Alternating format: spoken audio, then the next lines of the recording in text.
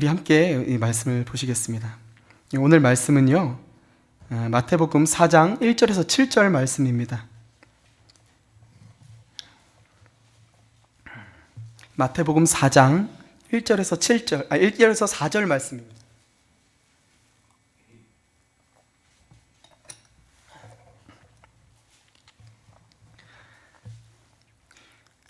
네, 찾으셨으면 우리 한 절씩 교독하고 마지막은 같이 읽겠습니다. 그때에 예수께서 성령에게 이끌리어 마귀에게 시험을 받으러 광야로 가사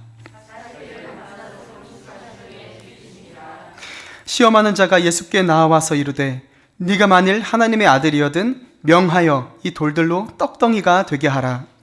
그래서 대답하여 이르시되 기록되었으되 사람이 떡으로만 살 것이 아니요 하나님의 입으로부터 나오는 모든 말씀으로 살 것이라 하였느니라 하시니. 아멘. 아멘. 이 목사님의 목소리가 왠지 이 귀에 쟁쟁합니다.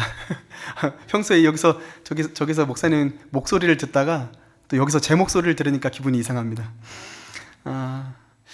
이 마태복음 4장 1절에서 4절 말씀을 저에게 있어서는 좀 터닝 포인트가 되었던 그런 말씀이었습니다. 이 말씀을 나눌 때 주님께서 우리에게 참으로 복된 마음, 또 순종하는 마음 주셨으면 좋겠습니다. 우리 어머니 기도회를 이제 아주 즐겁게 진행하고 있습니다. 우리 맘스쿨 성품학교를 진행하고 있는데요. 이 졸강인데도 불구하고 우리 엄마들께서 아주 진짜 너무 감사하게 잘 경청해 주십니다. 이런 교회가 또 어디 있을까요? 네, 우리 성품학교에서 첫 번째로 배웠던 성품은요, 다 기억하시겠지만 순종이었습니다. 우리 순종을 배우는 시간이었죠. 가장 중요한 성품이라고 그렇게 가르치고 있습니다. 그런데요, 우리 신명기 6장 5절 말씀을 보면요, 이런 말씀을 하고 있습니다. 너는 마음을 다하고 성품을 다하고 힘을 다하여 내 하나님 여호와를 사랑하라고 말씀하고 있는데요. 이런 사랑은 은혜를 기반으로 하고 있는 것이죠. 사랑에는 늘 은혜를 얻은 사람은 그 사랑을 하게 되는 것이죠. 부모님께 사랑을 받았다면 그것이 은혜로 여겨지는 것은 당연하죠. 아내 혹은 이 남편에게 사랑을 받고 계신다면 그것이 당연한 것이라고 여기지 말고 내가 은혜를 받고 있구나라고 생각해야 합니다. 제 아내가 지금 웃고 있는 거 아니죠? 네. 이 신명기의 말씀처럼 저와 성도님들이 이 마음과 성품과 힘을 다하여 하나님 여호와를 사랑하라고 명령받는 이 이유는요, 우리가 하나님께 은혜를 입었기 때문입니다. 은혜를 주셨기 때문에 사랑하라고 명령하실 수 있는 거죠.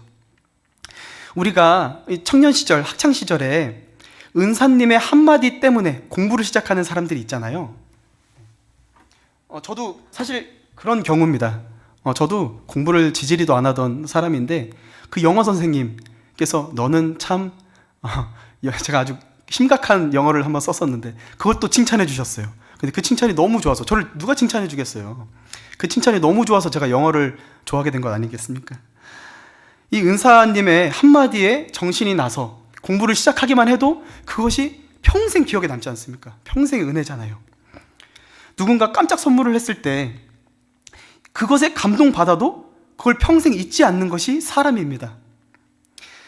이 남편들은요, 대부분 자신이 한 말을 잊어버리고 살아가는데요.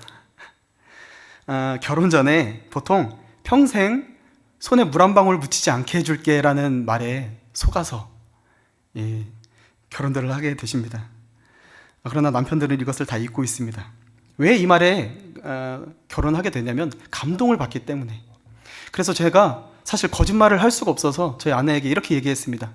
내가 평생 당신 손에 물 안 묻히는 날 없게 해줄게. 네, 아주 교묘히 속았습니다. 그렇다면요, 이 하나님께 영생을 선물 받은 사람으로서 하나님의 말씀을 지키고 그 말씀을 따르며 사는 것이 합당하지 않겠습니까? 영생을 얻은 사람이 그의 말씀을 따르는 것은 너무나 당연한 일입니다. 그래서요, 우리 교회에 두 기둥이 있잖아요. 이렇게 이 야긴과 보아스가 있잖아요. 은혜, 그리고 순종. 네. 이 은혜를 받으면 순종하게 돼 있다고 우리 목사님께서 침이 마르도록 말씀하십니다. 정말 그런가요? 정말 그렇습니까? 불타는 집이 있었습니다. 불타는 집이 있었는데요, 거기에는 지지리도 말을 안 듣는 자녀가 있었습니다. 거기에 평소에 부모님의 속을 그렇게도 썩이는 자녀가 불이 나는지도 모르고 자고 있었어요. 쿨쿨 자고 있는데 너무 심한 이 타는 냄새에 딱 눈을 뜨게 된 겁니다. 보니까 온 집이 불이 타고 있는 거예요. 아파트 전체가. 그때 마침 부모님이 집에 귀가하게 되신 거예요. 그 부모님이 정말 자신의 생명을 생각하지 않고 뛰어들어가서 자녀를 구해낸 겁니다. 자신의 생명을 버리면서까지 그 자녀를 구출했어요. 자, 그렇다면 이제 퀴즈가 있습니다. 앞으로 이 자녀가 자기 마음대로 살까요? 아니면은 평소 부모님의 말씀을 기억하며 살까요? 자기 마음대로 산다고요? 네. 후자죠, 후자. 기억하며. 안 들렸었던 것처럼 느껴지겠지만 다 듣고 있어요, 우리 자녀들이. 살아생전에 우리 아빠 엄마가 하던 얘기를 기억하며 늦었지만 순종하며 살 겁니다. 이 영적 거장 앤드류 머레이는요, 순종에 대해서 이렇게 얘기합니다. 땅 위의 순종은 하늘에 있는 하나님의 사랑의 자리로 들어가는 열쇠다. 네. 이 즐겨 순종하는 자가 땅의 아름다운 소산을 먹을 것이요라는 이사야의 말씀이 생각나는 말씀입니다. 성도는요, 순종함으로 하늘의 복을 누리는 사람들입니다. 아멘. 그러나 순종이 쉽지는 않습니다. 여기서 여기로 바로바로 가진 않습니다. 왜냐하면요, 순종은 우리 생각과 늘 부딪히기 때문에 그래요. 이 기도의 사람 유명한 E.M. 바운즈라는 분이 있잖아요. 이 E.M. 바운즈는 순종이란 하나님의 뜻을 행하는 것이며 그분의 명령을 지키는 것이라고 말했습니다. 그러니까 순종은 내 뜻이 아니라 하나님의 뜻을 따른다는 거죠. 그래서 이 순종은 하나님을 신뢰하는 마음으로부터 나오게 되는 겁니다. 신뢰하지 않으면 순종할 수가 없습니다. 은혜를 입어야 사랑할 수 있는 것처럼 하나님을 신뢰하지 않으면 하나님의 말씀을 따를 수가 없습니다. 그래서 우리 주님께서는 이렇게 우리에게 말씀하십니다. 예레미야 29장 11절과 같은 말씀이 있습니다. 제가 읽어드리겠습니다. 여호와의 말씀이니라 너희를 향한 나의 생각을 내가 아나니 평안이요 재앙이 아니니라 너희에게 미래와 희망을 주는 것이니라. 아멘. 아멘. 할렐루야. 하나님이 이 성도에게 순종을 요구하시는 것은요, 망하게 하려는 것이 아니라 너희에게 평안이요 미래와 희망을 주기 위해서라고 말씀하십니다. 이런 말씀을 믿어질 때 우리가 순종하게 되는 것이죠. 하나님이 이런 말씀을 성경 전체에다가 얼마나 많이 써놓으셨습니까? 우리가 그 말씀을 믿어야 되는 줄 믿습니다. 오늘 우리는요, 이 마태복음 4장에서 시험 받으시는 예수님을 보게 됩니다. 이 시험 받으시는 예수님을 통해 우리는 참된 순종을 배우게 됩니다. 우리 성도의 롤모델, 혹시 멘토가 있으신가요? 인생의 멘토, 아니면 롤모델이 있으신가요? 전 그런 분들이 정말 부러워요. 제가 예수님을 만나고 나서부터는 정말 이 멘토를 찾기 위해서 그렇게 했거든요. 그런데 거의 만나기가 어려웠습니다. 정말 그런 분들이 저는 정말 부럽습니다. 그런데요, 이 성도의 롤모델은 언제나 뻔한 이야기지만 예수님밖에 없습니다. 성도의 롤모델은 언제나 예수님입니다. 그분은요, 그 자신이 새로운 이스라엘입니다. 새로운 이스라엘로서 이 하나님 나라의 백성의 삶을 가르쳐 주시고 몸소 보여주시고 또 그 나라의 길로 인도해 주시는 분입니다. 그러니까 우리가 순종을 배울 때도 예수님의 순종을 배워야 되는 거죠. 오늘 이 말씀을 함께 볼 텐데요, 우리가 보는 이 4장을 다시 같이 한번 읽어보겠습니다. 4장 1절 함께 읽겠습니다. 그때에 예수께서 성령에게 이끌리어 마귀에게 시험을 받으러 광야에 가사. 네. 그때에라는 말이 앞에 나오는데요, 그때에라는 말은 그 앞에 어떤 일이 있었다는 거죠. 그와 동시에 어떤 일이 일어났던 것을 가리키는 거죠. 그런데 그 바로 앞장에 보시면요, 3장 그 후반부에 보시면은 예수님께서 세례를 받으시는 장면이 나와요. 성령님께서 이 예수님께 비둘기처럼 이렇게 오셔가지고 딱 임재를 하시는 거죠. 비둘기처럼 오셔가지고 이 성자 예수님께 딱 임재하시는 겁니다. 그리고 하늘로부터는 음성이 있어서 이렇게 말씀하시는 거죠.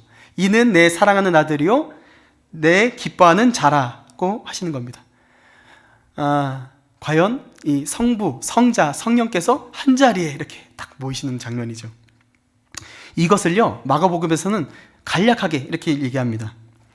예수께서 성령의 충만함을 입어라고 표현하고 있습니다. 예수께서 성령의 충만함을 입어. 성령 충만한 그 자리가 삼위 하나님의 은혜 가운데 있는 자리입니다. 성령 충만하다는 것은 그 삼위 하나님의 보호 아래 있다는 거예요. 예수님은요, 이 성령의 충만함을 입어 성령께 이끌려서 사단에게 시험받으러 광야로 가십니다. 이게요, 사실 믿음 없는 사람은 잘 이해가 안 됩니다. 갓 세례를 받거나 이 말씀에 이해가 별로 없는 분들은 이게 이해가 안 돼요. 성령을 받았는데 사탄에게 시험을 받아서 이 광야로 간다는 말이 이해가 안 되는 거예요. 광야가 어떤 곳인가요?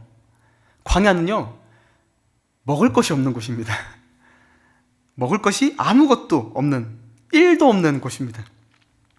거기서 예수님이 이 말씀에 보면 40일 동안 밤낮으로 아무것도 드시지 않았다고 합니다. 그걸 우리말로 이제 금식한다라고 말하잖아요. 정말로 이 자리에 계신 성도님들, 이 자리에 계신 성도님들은 심령이 가난한 걸 경험하고 싶으신가요? 아멘, 아멘. 심령이 가난함, 이걸 경험하고 싶으시다면 금식을 하시면 됩니다. 네. 이 평소에 많이 드시는 분은 그냥 하루에 한 끼만 드시면 돼요. 그러니까 2끼를 금식한다 생각하시면 되죠. 그러면요, 이 심령은 가난해지고 몸은 가벼워지고 일석이조. 막 여러 말 많은데 제가 잘 기억이 안 나네. 네, 뭐 꼭 먹고 알 먹고. 심령도 가난해지고 몸도 가벼워지고 너무 좋습니다. 참고로 저는 이틀 이상 금식을 해본 적이 없습니다. 저는요, 이틀 이상 금식하면은 두통이 와요. 딱 그 이튿날 점심 굶고 나서 저녁쯤 되면 두통이 그때 와요. 그래가지고 저희 아내가 압니다. 제가 그때부터 뒹굴뒹굴. 저는 두통이 오면요, 이게 약으로도 해결이 안 되거든요. 금식으로 오는 두통은 해결이 안 돼요, 약으로도. 네, 부끄럽습니다. 제가 겨우 이 3일 금식하다가 순교하면은 너무 좀 부끄럽잖아요. 3일 금식을 못 마치고 순교한다는 거. 이거 순교라고 부르기에도 부끄러운 이 죽음을 당할까봐 제가 그만둔 거죠. 심지어 그거 제가 숙제였거든요. 제 신학교 1학년 1학기 때, 방학 때 우리 신약학 교수님께서 3일 금식하고 기도해라 이렇게 하셨는데 제가 하루 반을 하고 네, 그랬습니다. 우리 주님이 이 시험을 받으신 건요, 40일 금식하기 전이 아니라 2절의 말씀대로라면은 40일 금식하고 줄인 상태에서 시험을 받으십니다. 죽기 직전의 상태입니다. 죽기 직전의 상태. 제가 뭐 하루 반밖에 금식을 안 해봤지만 40일 금식을 하는 분들이 간혹 있잖아요. 명함 뒤에다가 40일 금식 2회 수료 막 이렇게 쓰시는 목사님들 계시고 이렇게 하는데 잘 모르겠습니다. 정말로 죽기 직전이겠죠. 저는 하루만 굶어도 화가 나는데 얼마나 심각한 상태겠어요. 아시겠지만 일주일 금식하면 2주는 조심해야 됩니다. 일주일 금식하면 2주 정도 미음으로부터 시작해서 찬찬히 회복해야 됩니다. 그렇지 않고서 줄인 상태로 아무거나 드시면 목숨을 보존할 수가 없습니다. 저는요, 3일 금식하고 낙지볶음을 드시고 응급실로 실려오신 분을 봤기 때문에 그게 얼마나 위험한지 알고 있습니다. 제가 그분을 목사님이라고 말씀드리기가 어렵습니다. 네. 우리 주님이 금식하신 이 40일은요, 이스라엘이 광야에서 살았던 그 40년을 가리키는 거예요. 한 이스라엘은 40년 동안 광야에서 생활을 하게 됩니다. 아무것도 먹을 것이 없는, 그때도 먹을 것이 없었어요. 그때나 지금이나 광야에는 먹을 것이 없었습니다. 그야말로 이 광야 생활은요, 만나밖에 없는 거죠. 아무도 이 근원을 알 수 없는, 그냥 하나님이 주신 것만 알고 있는 그 만나밖에 먹을 게 없죠. 이 광야 생활은 하나님을 신뢰하고 그의 뜻에 먼저 순종하는 삶이었어야 합니다. 그것만이 살 길이었죠. 그러니까 이스라엘은 배고픈 과정을 겪으면서 자신들을 먹이시는 분이 하나님이신 것을 깨달을 수밖에 없는 상황에 놓였던 겁니다. 배고파 봐야 아는 겁니다. 그러나 이스라엘은 이 하나님을 온전히 신뢰하는 일에서 결국 실패하죠. 그러니까 이제 새로운 이스라엘이신 예수님께서 이 광야의 삶을 순종으로 이끌으셔야만 했습니다. 그리고 그 첫 번째 시험이 바로 이 오늘 본문의 시험입니다. 3절을 한번 같이 읽어볼까요? 자, 3절 한번 같이 읽어보겠습니다. 시험하는 자가 예수께 나와서 이르되 네가 만일 하나님의 아들이거든 명하여 이 돌들로 떡덩이가 되게 하라. 아멘. 이 시험하는 자 사탄이요, 예수님이 하나님의 아들이신 것을 모르거나 아니면 의심해서 네가 하나님의 아들이거든 이라고 물어봤을까요? 네. 사실 예수님이 하나님의 아들인 것은 사탄도 알고 예수님도 알고 있었습니다. 사탄이 의심해서 그런 게 아닙니다.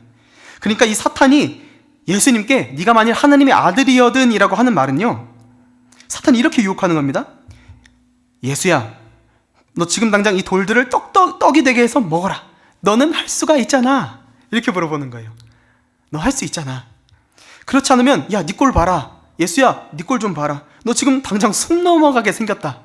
우리 이사야 말씀에 보면은 예수님이 볼품도 없고 사모할 만한 그런 모양도 아니라고 했는데 40일 굶으셨으면 얼마나 안타까운 얼굴이에요. 너 지금 당장 숨 넘어가게 생겼다. 너 정말 안 돼 보인다. 너 떡이 되게 해서 먹는 게 너한테 어려운 일 아니잖아. 지금 어서 해봐. 그래야 이 세상에 네가 이 세상에 올 메시아라는 걸 여기 다 세상이 알지 않겠어? 세상에 보여줘라. 이렇게 유혹하는 겁니다. 근데요, 지금 이 사탄의 말에 반론하실 수 있는 분 계신가요? 지금 우리 당장에 죽고 사는 이런 문제가 있다면 이 사탄의 말이 응당 합당한 합리적인 말 아니겠습니까? 당장에 먹지 않으면 죽을 것 같은데 뭐라도 해야 되는 것 아니겠습니까?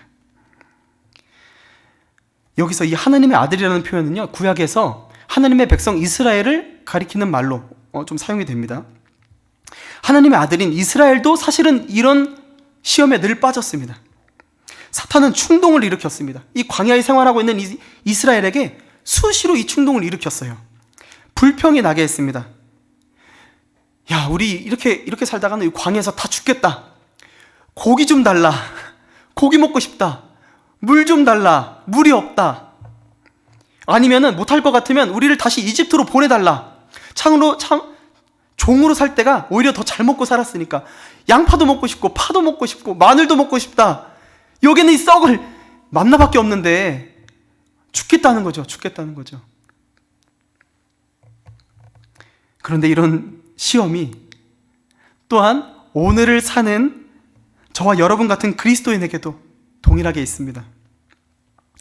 40일을 굶주린 이 성자 예수님께서 죽기 전에 네가 가진 권한을 사용해라 라고 유혹받았던 것처럼 오늘을 사는 하나님의 백성인 우리들에게 사탄은 이렇게 유혹하고 있는 겁니다. 네 인생 네가 원하는 대로, 네 모든 권리를 쓰면서 살아라, 이렇게 말하는 겁니다. 네 인생은 네 건데 왜 이렇게 종교 규범에 불과한 말씀에 붙잡혀 있냐고.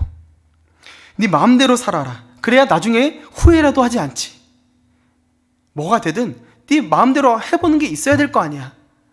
뭐라도 해봐야지. 네가 원하는 대로 사는 게 진리야. 너 지금 숨 넘어가게 생겼는데 할 거 안 할 거 따질 거야? 이게 법이든 불법이든 안 걸리면 되지. 어차피 아무도 모르는데. 나중에 네가 믿는 하나님께 회개하면 되잖아. 네 권리부터 챙겨야지. 하나님의 자녀된 우리는요, 이렇게 권리를 악용하고 남용하라고 또한 때로는 그것에 순종하며 삽니다. 이게 세상의 소리 같이 보이지만 때로는 우리 교회 안에서, 우리 그리스도인들 안에서도 자유롭게 통용되는 이야기가 아닐까 생각합니다. 왜냐하면 이 시대가 너무 이 불안함을 강조하거든요. 조성하거든요. 불안한 시대로, 불안한 세상 너무 그렇게 만들어내고 있거든요. 야, 너 11조 하면은 뭐 너랑 가족은 먹고 사냐? 제가 은근히 이런 댓글을 좀 본다니까요. 우리 아빠가 11조를 해요. 그래서 우리 가족이 쓸 게 없어요. 이렇게 하는 댓글들이 있다니까요. 제 여자친구가 교회 11조를 70만 원 합니다. 결혼해도 될까요? 야, 70만 원이면 700 번다는 얘기 아니에요. 야, 진짜. 근데 지금 나앉게 생겼다. 웬 헌금, 웬 봉사. 일요일에는 쉬어야지. 돈 없으면, 힘들면 일요일에도 일해야지. 이런 이야기를 듣다 보면요, 믿음이 있는 사람도 불안해집니다. 불안해져요. 믿음이 있어도 불안해집니다. 내가 뭐 하고 있는 거지? 라는 생각이 들 수도 있다는 겁니다. 하나님의 말씀이 나의 인생의 기준이 되고 나를 향한 하나님의 생각이 평안이고 가장 좋은 길로 인도하신다는 것을 알면서도 마음이 불안해지게 만드는 겁니다. 말씀을 따라 사는 게 정말 맞을까? 옳을까? 괜찮을까? 순종했는데 맞아. 근데 이러다 망하는 거 아니야? 망하는 거 아니야 라고 하는 말을 우리는 제법 괜찮은 말로 우리 안에 이제 말하는 거죠. 이 시대의 특징이 있습니다. 바로 모든 것을 소비하는 소비 사회라는 겁니다. 시간도 소비하고요, 재능도 소비하고, 심지어 사랑도 소비하고 관계도 소비하는 걸 이 소비 사회라고 말합니다. 그런데요, 거기다가 신앙까지 소비한다는 겁니다. 예배까지도 소비하려고 하는 겁니다. 말씀도 소비하고요. 얼마든지 그게 가능한 시대가 되었어요. 내 입맛에 맞는 거를 딱딱딱 지금 볼 수 있는, 정말로 그야말로 소비 사회입니다.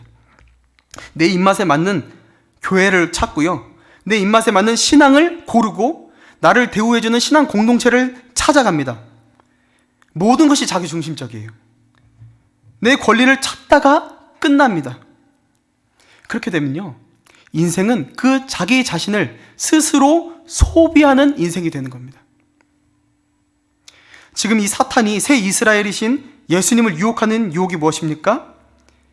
네가 순종해야 하는 건 하나님의 말씀이 아니라 너의 권위야.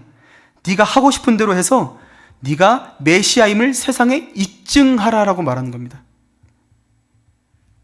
사탄이 유혹하는 의도가 언제나 그렇습니다. 네가 하나님의 자녀냐? 네가 네 자녀된 권리를 사용해서 세상에 입증하라라고 말하는 겁니다. 제법 그럴듯한 얘기입니다. 이거 먹으면 안 죽어. 먹어봐.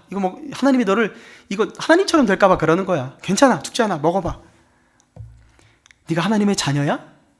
네가 가진 하나님의 자녀의 권리를 좀 사용해서 세상이 너를 알도록, 세상이 너가 하나님의 자녀인 걸 알도록 그렇게 한번 해봐 라고 말하는 겁니다. 사탄은요, 의도가 이것밖에 없습니다. 하나님의 나라가 확장되는 것을 방해하고 십자가의 길로 가려는 것을 막는 겁니다. 우리 모든 성도가 그렇게 하지 못하도록 막는 겁니다. 순종하지 못하게 하는 것, 불안하게 만드는 게 사탄의 모든 유혹의 의도입니다. 네가 만일 하나님의 아들이여든 명하여 이 돌들로 떡덩이가 되게 하라. 이 유혹에 우리 주님이 이렇게 말씀하십니다. 자, 4절 말씀 함께 읽겠습니다. 예수께서 대답하여 이르시되 기록되었으되 사람이 떡으로만 살 것이 아니요 하나님의 입으로부터 나오는 모든 말씀으로 살 것이라 하였느니라 하시니. 아멘. 아멘. 우리 주님이 신명기 말씀을 들어서 사탄을 대적하십니다. 끝까지 자기 말로 대적하지 않으셨어요. 아버지의 말씀으로, 아버지의 권위로 사탄을 대적하셨습니다. 할렐루야. 그리스도인은 자기 말하는 사람들 아닙니다. 하나님의 말씀의 권위를 힘입어서 살아내는 사람입니다. 자기 말로 증명하는 사람이 아닙니다. 이 예수님께서 하신 이 말씀의 본절인 신명기 8장을 한번 같이 읽어봤으면 좋겠는데요. 신명기 8장 2절부터 3절을 좀 같이 읽어봤으면 좋겠습니다.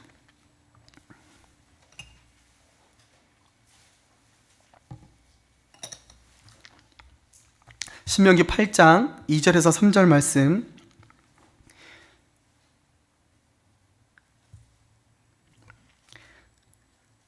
한번 같이 한번 읽어보도록 하겠습니다. 내 하나님 여호와께서 이 40년 동안에 내게 광야의 길을 걷게 하신 것을 기억하라. 이는 너를 낮추시며 너를 시험하사 내 마음이 어떠한지 그 명령을 지키는지 지키지 않는지 알려 하심이라. 너를 낮추시며 너를 줄이게 하시며 또 너도 알지 못하며 내 조상들도 알지 못하던 만나를 내게 먹이신 것은 사람이 떡으로만 사는 것이 아니요 여호와의 입으로부터 나오는 모든 말씀으로 사는 줄을 내가 알게 하려 하심이니라. 아멘. 제가 이 말씀으로 무릎을 꿇었을 때는요, 미자립 교회를 섬기겠다고 했던 그때입니다. 순종하는 마음으로, 정말 기도 중에 순종하는 마음으로 온갖 계획을 세워놓고 호기롭게 갔습니다. 그런데요, 정말 모든 상황이 만만치 않았습니다. 재정, 마음, 모든 것이 무너졌습니다. 계획을 막 짱짱하게 세워놓고 갔거든요. 그런데 그 모든 계획을 바꿔야만 했습니다. 폐기 처리했어야 됐어요. 내가 지금 나가서 학교에 침투해가지고 애들을 막 끌어모아야 되겠다. 나가서 내가 막 찬양 기타 치면서 찬양하면서 애들을 막 찬양팀을 만들어야 되겠다. 다 무너졌습니다. 정말 내가 순종한 것이 잘한 것인가? 혹시 이거 내 생각이었던 거 아니야? 가정은 먹여야 되는데, 진짜 하나님이 제 꽃길 주실 줄 알았는데, 순종해서 가니까 꽃길 주실 줄 알았는데 차가운 아스팔트 길을 주셨습니다. 가정이 먹여야 되잖아요. 뭔가 살 수 있는, 딱 순종했으니까 막 마음에 불이 타잖아요. 다 그런 경험 하시잖아요. 당장에 막 하나님이 역사하셔가지고 막 쏟아부을 줄 알았는데, 나가보니까 가정부터 살려야 돼요. 가정부터 먹여야 돼. 새벽 배송을 하는데 이틀째, 제가 밥눈도 안 좋은데 이틀째에 차에서 상품이 하나 빠진 겁니다. 그날 벌면 3만 원이 좀 안 되는데 보니까 한 10,000원 넘는 거를 잊어버린 겁니다. 상품이 없어졌어요. 제가 돌아오는 길에 막 눈물이 펑펑 나더라고요. 너무 섭섭해서, 하나님께 너무 섭섭해서.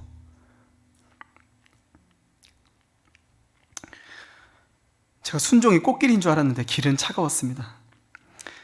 그런데 돌이켜보니까 1년을 살아내고 보니까 정말 맨바닥에 헤딩하듯이 갔는데, 우리가 먹을 것, 입힐 것을 주님이 하나하나 채워주셨습니다. 쉽지는 않았지만